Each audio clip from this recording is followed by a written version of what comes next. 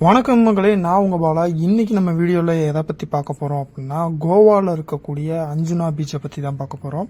இந்த அஞ்சுனா பீச் அப்படின்றது நார்த் கோவால அமைஞ்சிருக்கு. பனஜியில இருந்து 18 கிலோமீட்டர் தூரத்திலையும், நார்த் கோவால இருந்து மப்புசாவுக்கு மேற்குல 8 கிலோமீட்டர் தூரத்திலையும் இந்த அஞ்சுனா பீச் அமைஞ்சிருக்கு. அதாவது நார்த் கோவால இருக்கிற பார்தேசு அப்படின்ற வட்டத்துக்குள்ளதான் இந்த அஞ்சுனா பீச் அமைஞ்சிருக்கு. அரபிக்கடலால சூழப்பட்ட இந்த கோவால நிறைய சின்ன சின்ன கடற்கரைகளை நம்மளால பார்க்க முடியும்.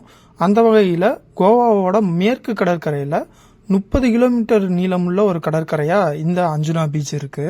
நீங்க கோவா போறீங்க அப்படின்னா அக்டோபர்ல இருந்து ஏப்ரல் மாசம் இந்த காலகட்டத்துக்குள்ள போனீங்க அப்படின்னா இந்த கடற்கரையில டிரான்ஸ் இசை விழாக்கள்லாம் நடத்துறாங்க.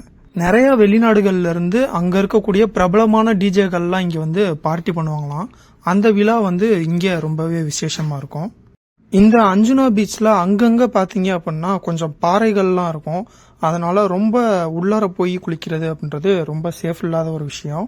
ஒரு சில பீச்ல மட்டும் உள்ள போறதுக்கு என்ட்ரன்ஸ் ஃபீஸ் உண்டு. ஆனா இந்த அஞ்சுனா பீச்ல அந்த என்ட்ரன்ஸ் ஃபீஸ் கிடையாது. இந்த அஞ்சுனா பீச்சை பொறுத்த வரைக்கும் சன்ரைஸ் பாக்குறத விட சன் செட் இங்க உட்காந்து பாக்குறது ரொம்ப அழகா இருக்கும் அப்படின்னு சொல்றாங்க. கோவாவை எப்படி போர்ச்சுகீஸ்கள் ரொம்ப காலமா தங்கள் வசம் வச்சிருந்தாங்களோ அதே மாதிரி இந்த அஞ்சுனா அப்படின்ற ஏரியாவையும் போர்ச்சுகீஸ்காரர்கள் தான் ஆட்சி செஞ்சுட்டு இருந்திருக்காங்க.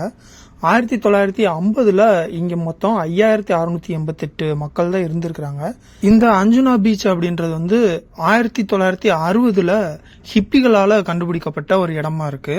அதுக்கப்புறமா பேக் பேக்கர்ஸ், அப்புறம் டிரான்ஸ் இசைக்குழு, இவங்க எல்லாருமே இங்க வரிசையா பார்ட்டிலாம் பண்ணிட்டு இருந்திருக்கிறாங்க.